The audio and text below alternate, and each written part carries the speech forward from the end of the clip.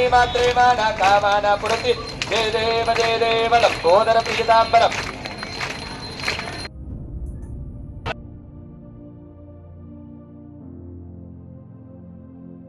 తరణీ మాత్రే మాన కామాన పురతి జయ దేవ లంబోదర పీతాంబరం.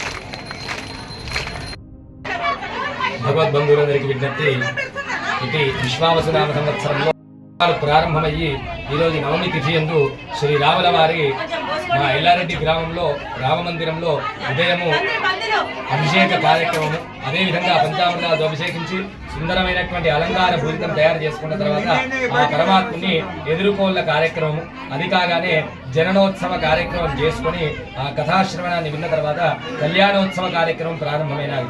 ఆ విధంగా ఘనంగా కళ్యాణోత్సవ కార్యక్రమము ముగిసినది.